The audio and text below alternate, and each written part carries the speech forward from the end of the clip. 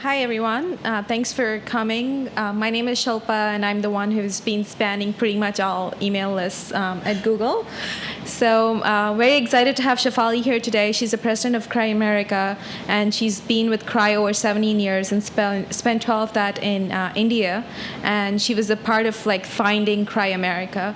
So we're very lucky to have her here. She's from Boston. So hopefully my goal is to get inspiration out of her and hopefully have some more Googlers, because as far as I know, I was just telling that I'm probably the only Googler who's closely involved with Cry.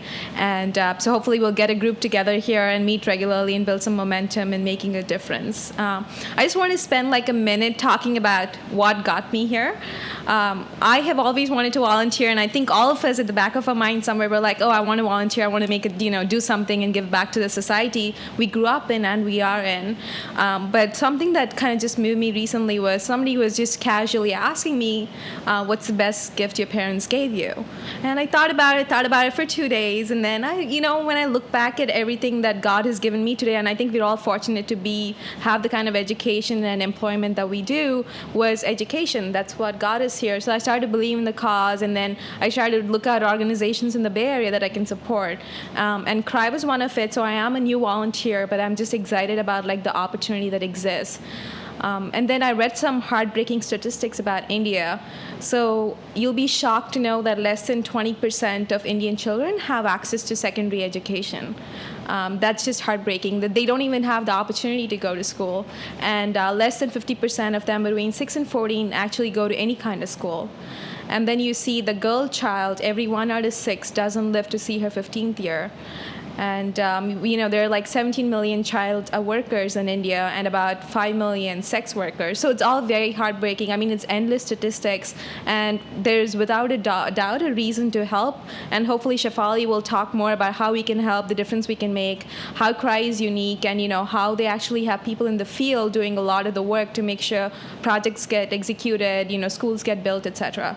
So again, thanks for coming, and I'll have Shefali do the talking. Thanks.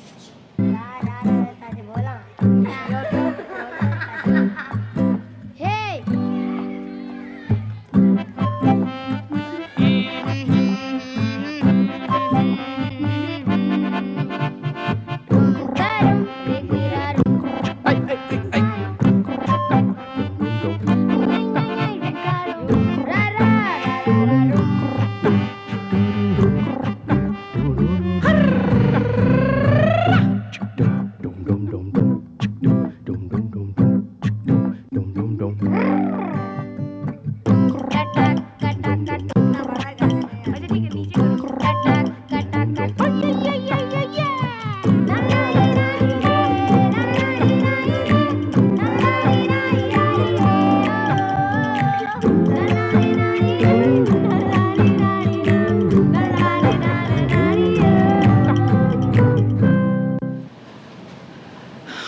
Hi, everybody. It's really wonderful to be here today.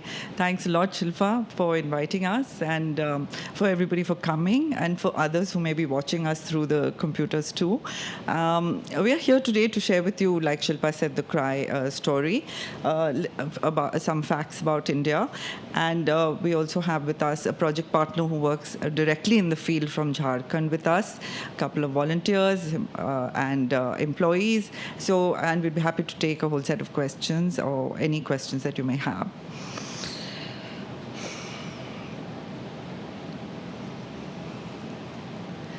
So the India that most of us know is, large, diverse, complex. We have 60 years of independence. We are the world's largest democracy. And it is, we have different languages. We are home to all religions. We have nearly 70% of the population living in rural areas. And what we know, what most of us hear about India today is the fact that we are doing so well. And all of us are very proud of how well India is doing on the economic front in terms of its unprecedented economic success. Our GDP is growing at 9%. And many Indians are feeling this success and experiencing the success today in terms of corporates, even in terms of employment, in terms of salaries, especially the one-third of society, the top one-third of American society. I'm Indian.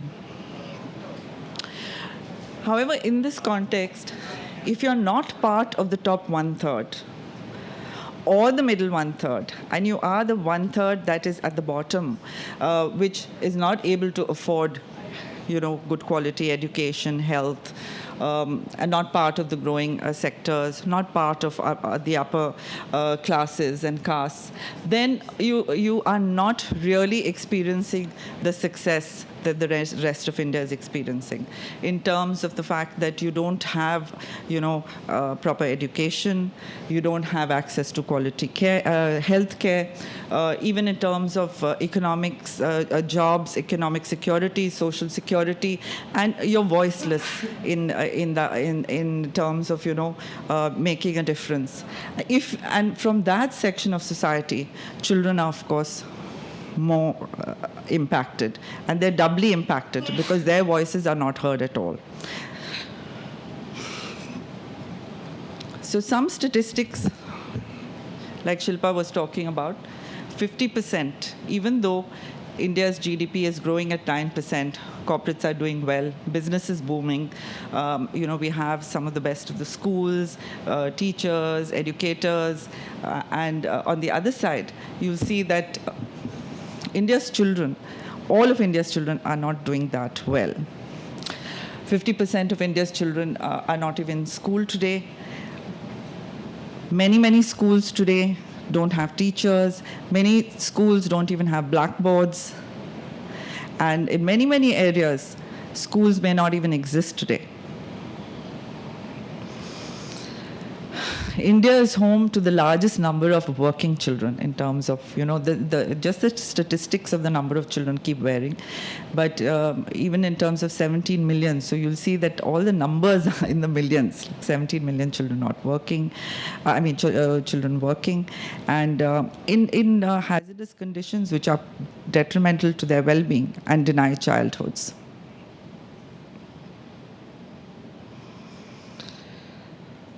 Even in terms of health, millions of children die due to preventable causes.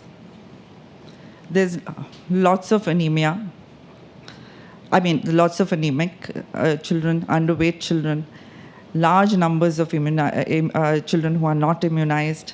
46% of children get married before they turn 18, and gender discrimination is also quite, one of the major problems that we face. If you go back to the Indian Constitution, which was in 1950, actually it recognizes the fundamental rights of children.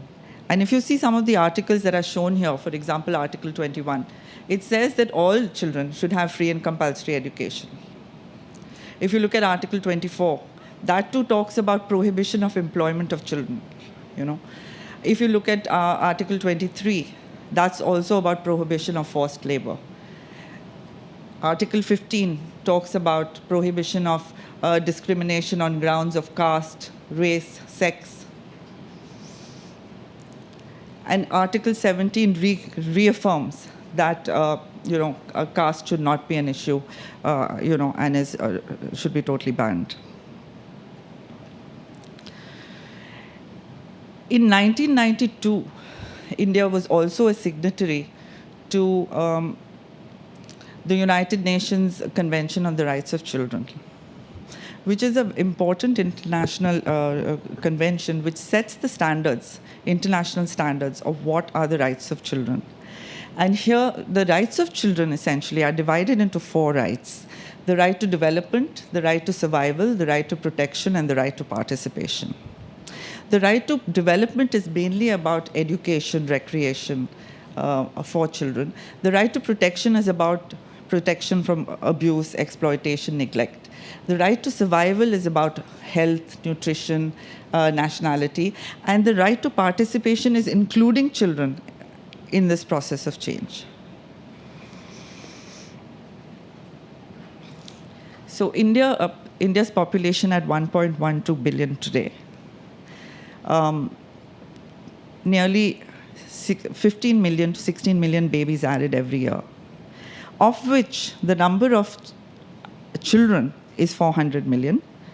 And for millions of underprivileged children, their fate is still determined at birth. And there are many reasons in terms of why these children are getting left behind, because there are root causes of caste, gender, religion, class, etc., which deny children their basic rights and opportunities to a childhood. And millions of these children are now trapped in a kind of imbalance, even though on one side we're seeing this unprecedented economic growth. On the other side, we're seeing millions of children are trapped in this imbalance that is excluding, marginalizing, and exploiting. Their voices are still not being heard.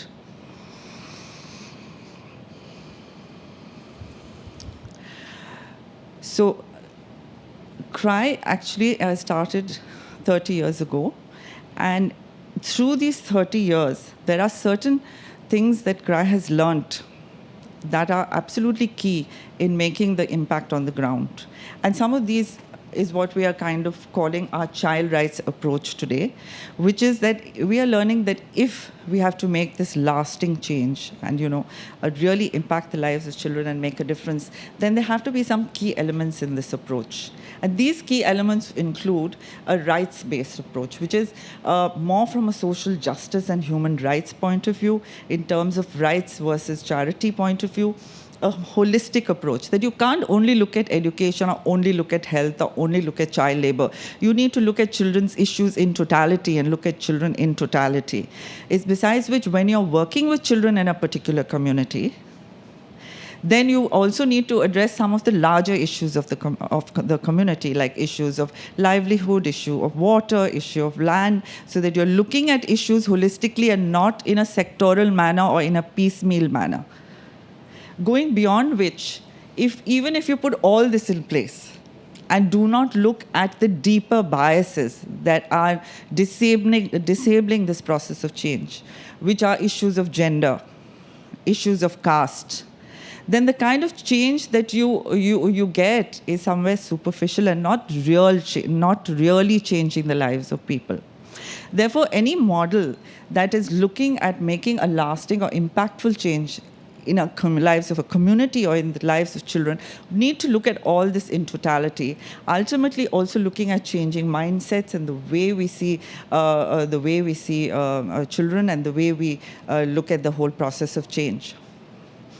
Most key also is the fact that the approach cannot only be top-down, where another set of people have determined an agenda which is going to work for a different set of people. The community which is looking at the change has to be very actively engaged in this process of change. So more of a bottom-up type of an approach. And in terms of involving children themselves, because ultimately we're talking of making a change in the lives of children, so including them too. Besides the work that we do at the micro level, there also needs to be some kind of macro. There has to be a macro environment where we do have policies, legislations, programs, budgetary allocations that also enable and facilitate this kind of change that we're talking about. And for that, we will need far greater political will to make that happen. For example, today, the budgetary allocation for India in the area of education is 4%. Now, that needs to be moved at least to 8%. For example, today, the budgetary allocation of India on public health is 1% of the GDP. That needs to be moved at least to 4% of the GDP. So while we have to do a lot of work at the micro level with the communities, at the macro level also we need to be looking at policies and budgetary allocations, etc., so that, that they work in tandem. And ultimately, the underprivileged communities alone, will be able to make an impact up to a point. The others, the rest of civil society, the people who have the voices and the power, also need to get engaged in this process. So larger civil society will also need to get involved in terms of seeing what they can do in terms of individuals, businesses, media, etc., to make sure that some of these issues that we're talking about really gain the kind of prominence and importance. And we can, because of that, we can put children ahead. Because in a sense, it's the right thing to do. In this model, like I said, we have to look at a multi-tiered approach in terms of from the micro situation or working with children in terms of what their immediate needs are, like education and health. Actively engaging communities in this process of change. And then also local governance, village level leadership groups, etc., to ensure that those leadership groups don't represent only one part of the community or the other, but that these local self-governance groups also have representation of all voices of that village and community. Then working with the local government bodies also to make sure that, whatever services need to be provided are there. And all the projects that you're working with, or all the communities that are working on the ground, to kind of enable a process whereby they get to know each other and they share and they learn experiences from these each other, and then collectively we can push for better policies and legislations and things. Not just the projects that are working with underprivileged communities, but even along with larger civil society. So in a sense, each one of us has a key role to play here. So what does Cry-America do? So all that I've spoken about till now, we try and our approach includes all of that. And specifically, we work with the projects. I think India has supported over 500 organizations. Cry-America has supported about 30 projects. You'll be listening to one of the speakers also who will be talking to you, Dr. Neeraj, about Sati project from Jharkhand.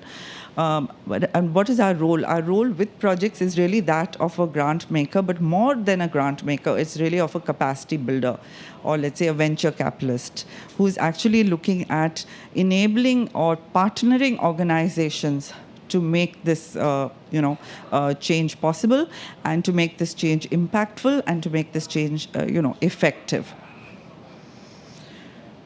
So there's a lot of capacity building, there's skill building, there's perspective building, there's trainings, there is information support, there is networking support, and guidance, and it's really of working together with the project partners. So as our names, you can see our name right up there, Child Rights and You. In fact, we changed our name last year. We were Child Relief and You, and across we've changed our name to Child Rights and You to reaffirm our commitment to the child rights approach. And as the name says, essentially, there are children in need that we need to support. And we don't actually have we don't have any projects of our own. They're independent organizations that are working there with the community, who we are calling development partners or project partners. And on the other side, we also work with we have civic engagement programs, we work with volunteers, we have donor programs, we have media programs, and we are appealing all the time to the public to get involved and to become part of this process, because ultimately everybody will have to get together to make children a priority. So, and we believe that injustices for children exist all over the world. In Africa, in America, in Brazil, in India. It's just that our expertise, CRY's expertise, lies with the cause of Indian children, and then we have a model that we can promote. But we stand for, I mean, we believe that injustices are there for children across the world. And as society as a whole, we need to see how, wherever injustices exist for children, we need to do something, and we need to put children ahead. So we just like to share with you a little bit of the impact that we've had. So we've supported, in the last 5 years, so Cry America has just existed since 2003.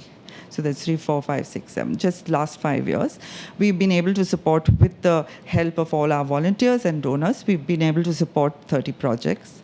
And as you can see here, you'll see some of the data that's come in terms of the impact that we've been able to make through the support to 30 projects.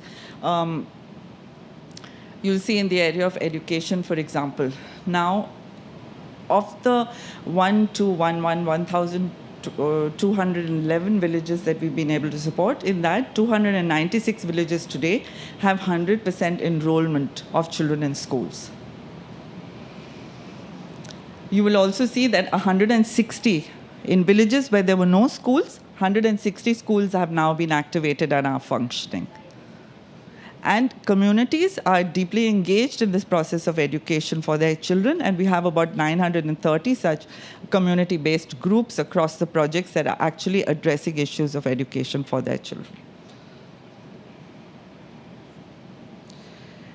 In the area of protection, you'll see that we have about 318 villages that are now child labor free. That number may seem small, but actually it's required a lot of work and a lot of effort to now ensure that 318 villages do not have child labor, they're child labor free. And this would not have been possible unless the communities were deeply engaged in the process.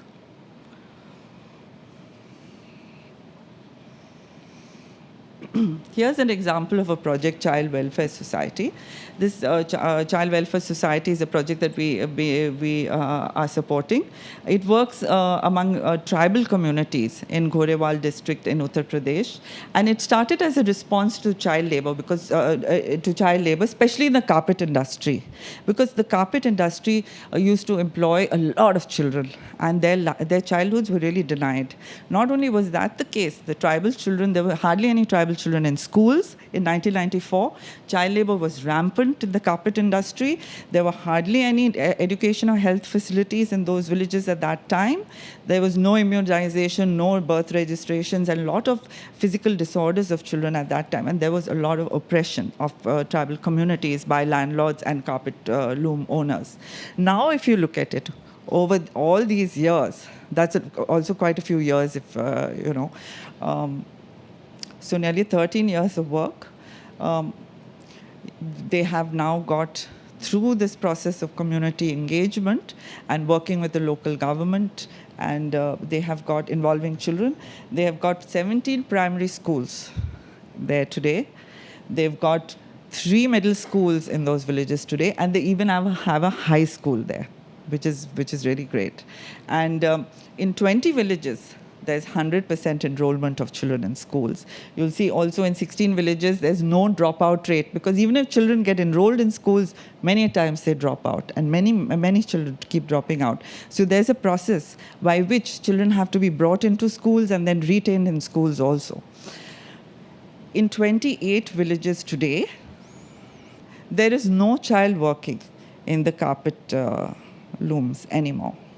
And that is really a important achievement, because that's a large number of villages, and it's taken this long. But now those communities have said that our children will not work in the carpet industry, and those children are going to school today. Where there were no health facilities, there are health centers there today, and the children who were working essentially were taking up also spaces which should have gone to adults for adult work. So the child work was replaced by other adult work, and the wages that were very, very low and exploitative of children, the community got together and said, no, we need minimum wages, and today there is minimum wages for the adults in those areas. Besides which, of course, the immunization is there, birth registrations are happening, and the tribals have got together, and they have got 815 acres of land where they're doing collective farming together. So not only education and health, but they're also looking at other larger issues of livelihood. They're looking at land, and they're also looking at becoming part of leadership groups of local villages, etc. So how did this change happen? It was really that process of getting the communities aware and engaged. There were village education collectives, there were health collectives, there were farmers collectives, there were education programs, children's groups. There was working with the government to get all the education and health programs there. There was a lot of community taking on and challenging discrimination and oppression by landowners, discrimination and oppression by loom owners. And they also became part of larger networks so that they could spread their message and learn from other groups that were also working on similar issues. In terms of, here's some more impact for you. In terms of the right to survival, you can see the whole set of public health centers have now been activated, 85 of them. Regular health checkups are now being held for thousands of children. And pregnant women, children are being immunized, healthcare is much better today. And even in terms of right to participation, we have over 328 groups of children themselves across the projects that are getting involved. So like I said, over the last 5 years, Cry America has supported 30 projects, impacted the lives of over 156,000 children across 1,211 rural, urban, tribal, slums, villages, communities. Here's another story of Mahan Seva Sansthan, which works in a very remote Jhardol district in Rajasthan. And here, too, you'll see there were large numbers of child marriage, great poverty. The schools that existed didn't work. There were large dropout rates, large numbers of working children, very low immunization and health situation. Today, after Mahan Seva Sanstha has been working with the communities, etc., you'll see that there are regular health checkups now for children, even in terms of the mothers, and there's, awareness camps are being held, medical support is there, birth registration is there, and infant mortality has significantly reduced. Women are now aware about health issues.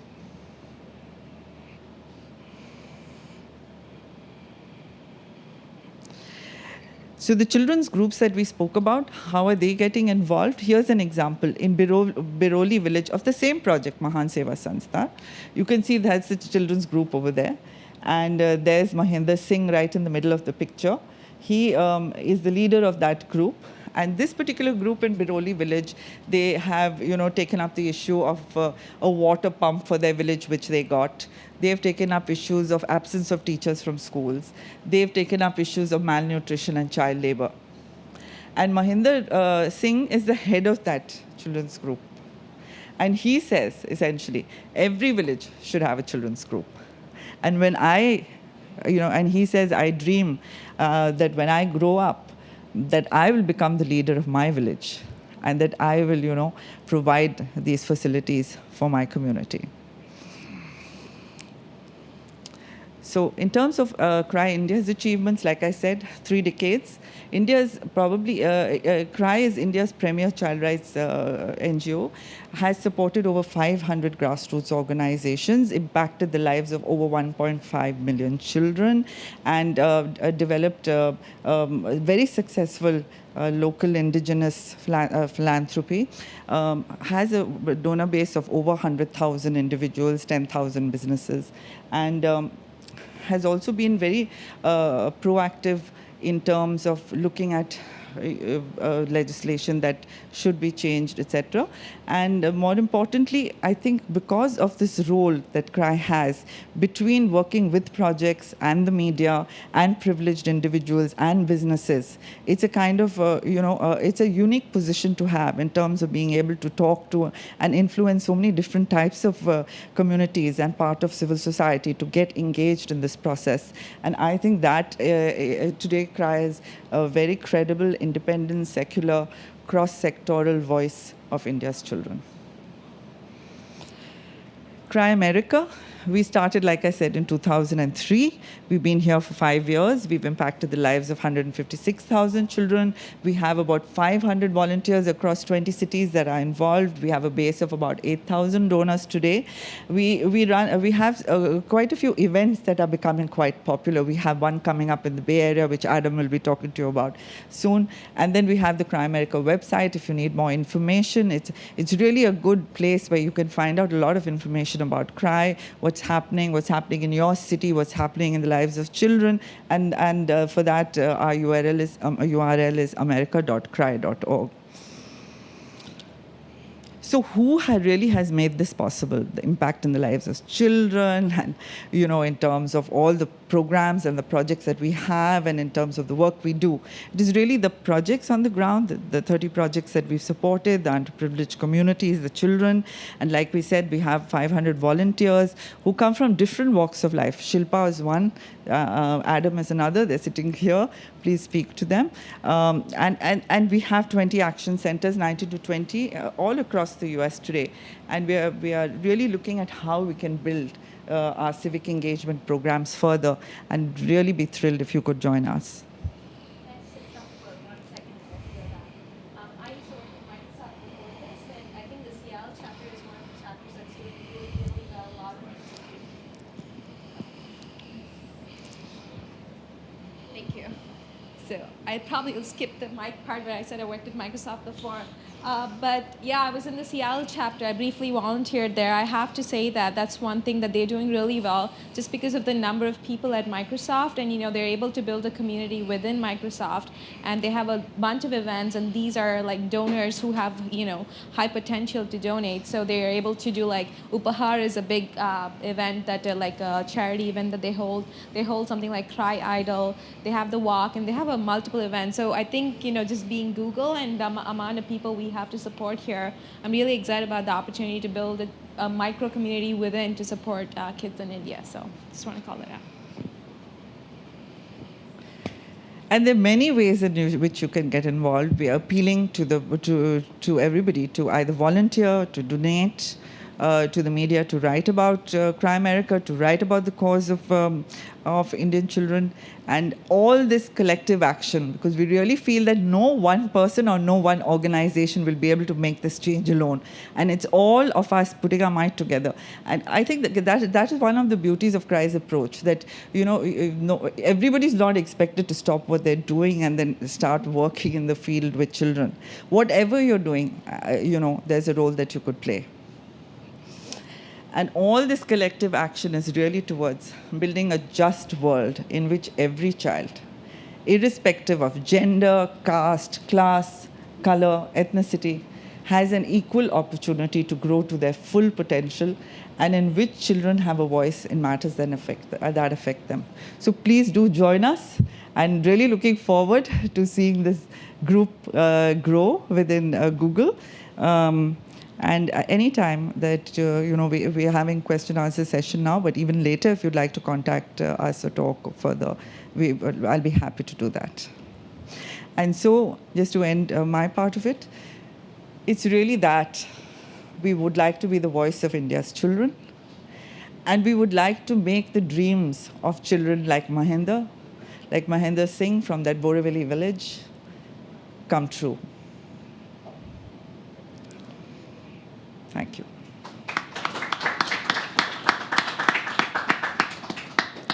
Dr. Neeraj is the head of Sati project, one of the projects that we support in Jharkhand, and he's here to share with you the work that he does. with communities, with children, with the local government, and all that you heard me talk about. Here is he will tell you the real story in terms of actually working with the communities and the children. Dr. Neeraj. First of all, namaskar to everybody. And dear friends, ladies and gentlemen, I, Dr. Neeraj Kumar, from Sati, as you see here, Society for Advancement in Tribes, Health, Education and Environment, an NGO working among the tribals, especially the primitive tribals in Jharkhand. Actually, the objective of aims of Sati is to ensure that the most vulnerable sections of the society, especially the marginalized children and women, in and around the 4 districts of the Jharkhand where we are working, attain their fundamental rights as guaranteed to them in the Constitution of India. Actually, as you see here, Sati works in the Jharkhand state. Actually, this is the map of the Jharkhand state, and it comes under, actually it lies under the eastern India. So here, most of the tribal people are residing, and in these 4 districts, the main stay of livelihood of these tribal people are agriculture. So here, this is one of the initiative of Sati, and organizing. Actually, one of the initiative of Sati is to organizing and strengthening of Bal Sansad, the child parliament. As you see in America or in other country, so in a parliament there are 2 groups. One group is the ruling party, and another group is sitting in opposition. So as you know, the opposition group posing so many questions to the ruling party regarding the problem any raised in their country. So similarly, here children are in 2 groups. As you know, there are 2 leaders here. One, Anita Marandi, the children of the Boarijor block, one of the tribal development block in the area, and another is Parmeshwar Marandi, the another leader sitting here. And here questions are posed, and the questions were related to actually this child parliament have been actually organized in the office of the highest level official, the divisional commissioner is there. So these children sitting there in the office of the divisional commissioner, and in the commissioner's office, they are posing several questions. One of the questions they posed related to they said why the teachers are not coming to the schools regularly. Similarly, they posed the question related to why the health officials and the people from the health officials are not coming regularly to the health centers, and they are not providing proper treatment and other infrastructure related to the health, etc. So regarding this, so many questions have been posed by the children, especially related to their sports and other things also.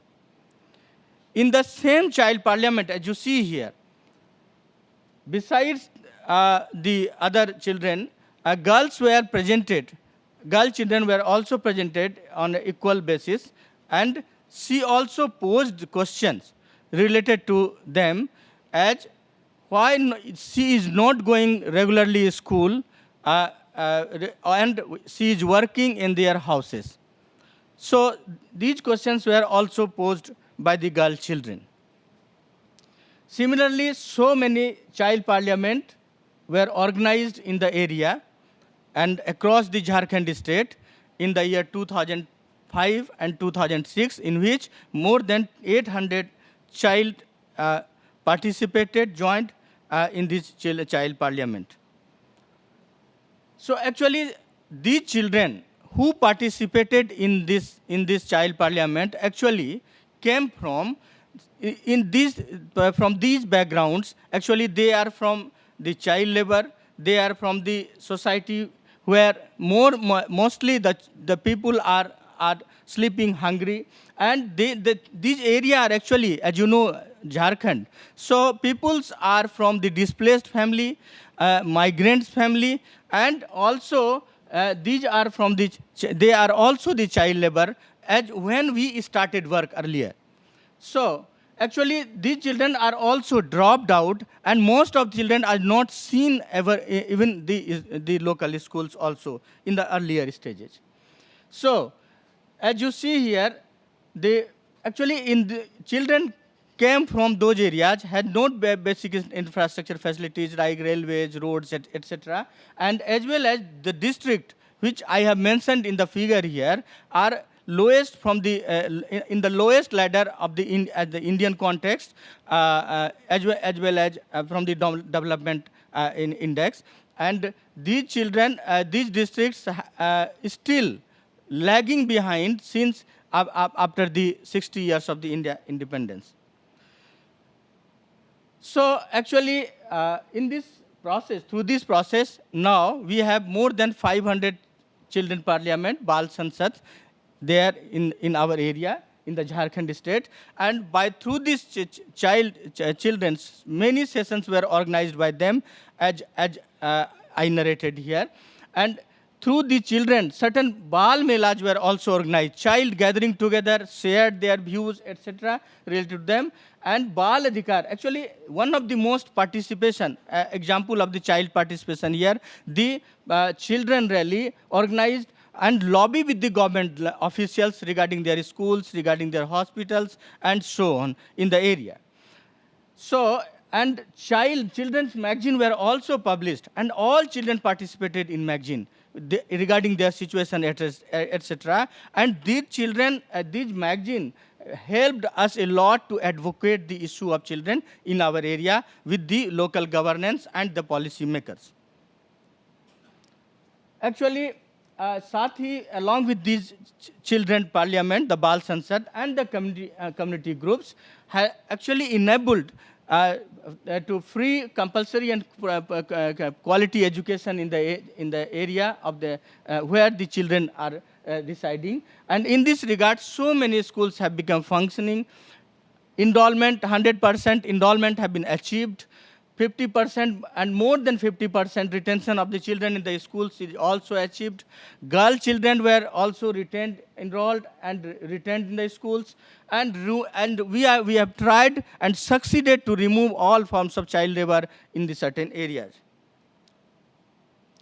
Actually, besides the above, we through our actions and the common actions, we also reduced the infant, child, and mother's mortality rate through channelizing certain government schemes like integrated child development schemes in the areas. And through this, certain sessions were also organized, and through all these efforts, we tried and succeeded 100% birth registration in our area. We are also tried and succeeded to function the local health centers. We are also tried to channelize through our common efforts, channelize the various schemes, government schemes such as food, pension, etc. in our area. And one of the actually our achievement, more than 55 public distribution centers have been activated in our area. Actually, as you know, these public distribution centers is meant to provide the grants to the marginalized section of the community in a quite low prices. So one of our achievement. So actually, how we make it possible? Actually, these are the programs, these are the processes we adopted. We started to aware, and actually also we organized certain campaigns regarding to demand the schools in area closer to the children where they reside, as well as we are also inform the community regarding their legal rights, as well as the role of the local government bodies to the community, so that they can demand their rights, and through this process, irrigation facility and scientific knowledge and agriculture practices were also have been made access, and certain campaigns were also organized to advocate, and actually we also organized certain social audits and public hearing in the area. As you know, social audit, actually the audit of any government programs which have been implemented in the area, whether it is right and wrong, the community group formed together, and they audit all this process through the auditing certain tools, and through a common gatherings, hearing also done by the people, and where government officials also participated, and through this process certain change had been made. Besides the above, certain rallying are also organized in the area to control these tribals on the local and natural resources. So in this process, through this process, we tried and succeeded 2 acres of drought-prone area land make them cultivable. And besides the above, certain village-level cooperatives were also formed and strengthened to control over their natural resources and to support in their livelihoods. We have also introduced certain traditional methods of agriculture, as well as we tried and succeeded to form village-level grain banks and seed banks in the area, so that the peoples can cope up during the scarcity period as well as lean periods, and initiated certain collective farming processes in the villages, so that the peoples of the area and the villages can collectively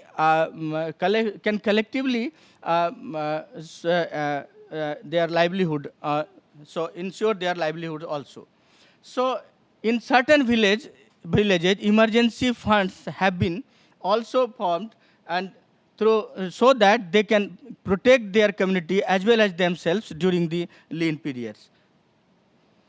So in this regard, actually, in all this process, we formed and strengthened several village-level councils and traditional and local apex-level organizations, and as well as regional-level alliances. As Shefali mentioned earlier, that our approach is the bottom-up approach, and here we started first formation and strengthening the village councils, then apex-level organizations, then regional-level forums, and all this by the people's group and the community groups. So the Anita Marandi in the same child parliament said, if children can turn the whole world upside down, actually, if he need a proper care and mainstreaming to the education and other things. Thank you. Hi, everybody. My name is Adam McGregor, and I have been a volunteer with Cry Americas since October 2003.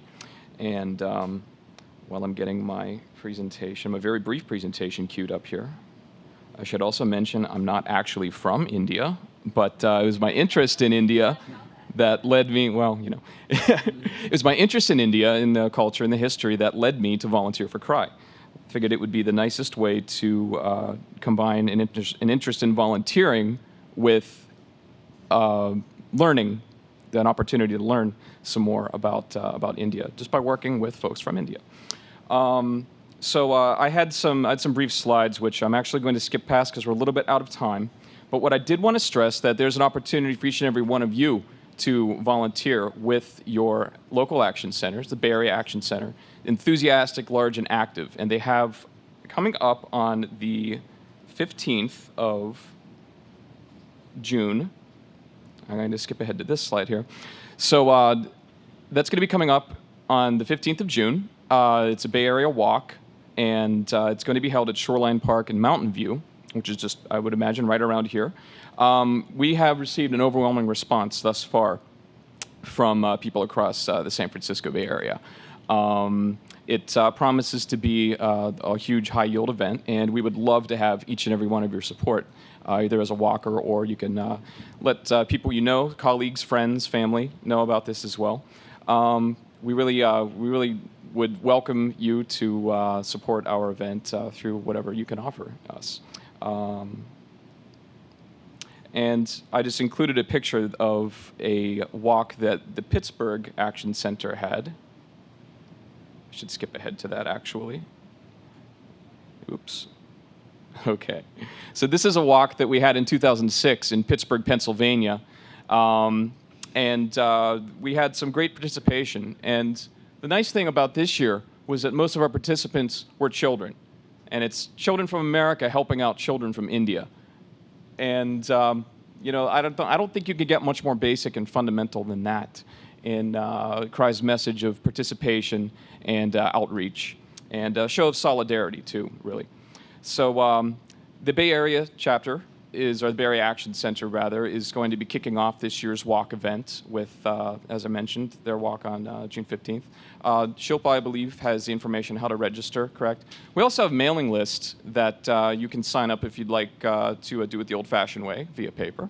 And other than that, we thank Google for inviting us here, and we thank all of you for your attendance. And I think we can open up the floor to some questions briefly. So, thanks very much, everybody.